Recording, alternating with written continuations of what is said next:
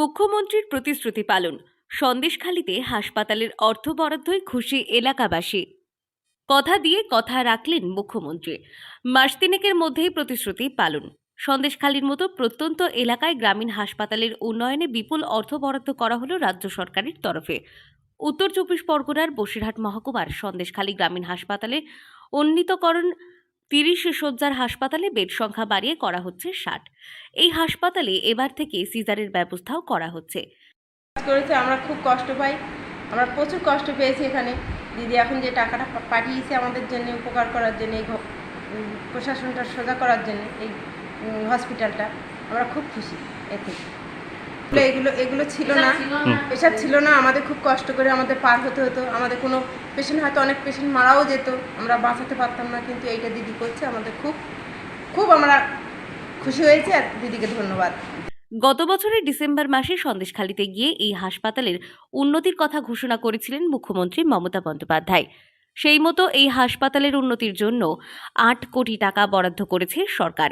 এই কথা উল্লেখ করে সন্দেশখালীর বিধায়ক সুকুমার মাহাতোকে চিঠি দিয়েছেন মুখ্যমন্ত্রী।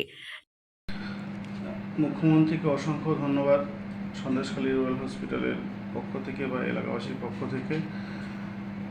এখানে গত ডিসেম্বরে প্রশাসনিক বৈঠকে যে সিদ্ধান্ত নিয়েছিলেন, মুখ্যমন্ত্রী ঘোষণা করেছিলেন যে সন্দেশখালী রয়্যাল হসপিটালের একটা উন্নত পরিকাঠামোর জন্য, যেখানে সিজারিয়ান সেকশন, গাইনোকোলজিস্ট, পেডিয়াট্রিশিয়ান এবং অ্যানাস্থেসিস্ট অ্যাপয়েন্ট করে এখানে সিজারের ব্যবস্থা হবে, তার মুখ্যমন্ত্রী প্রতিশ্রুতি মতো ধন্যবাদ। আমরা আশা করছি খুব তাড়াতাড়ি এই প্রকল্পটা বাস্তব রূপ নেবে।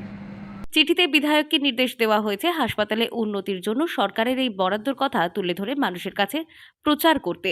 তবে প্রত্যন্ত সুন্দরবন অঞ্চলের নদীবেষ্টিত দুর্গম এলাকায় স্বাস্থ্য পরিষেবা আরও উন্নতি হয় এক প্রকার খুশি হাওয়া এলাকাবাসীদের কাছে। যে কোনো সমস্যা আগে প্রত্যন্ত এলাকা থেকে অনেকেরই 70-80 কিলোমিটার দূরে বসিরহাট হাসপাতালে পৌঁছাতে হতো।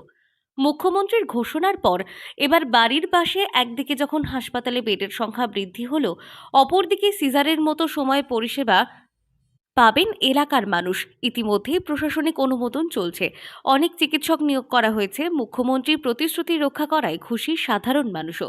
হিঙ্গলগঞ্জ, সন্দেশখালী সহ সুন্দরবনের প্রত্যন্ত এলাকার মানুষ উপকৃত হবেন। বসিরহাট থেকে জুলফিকার মোল্লার রিপোর্ট, লোকাল 18 বাংলা।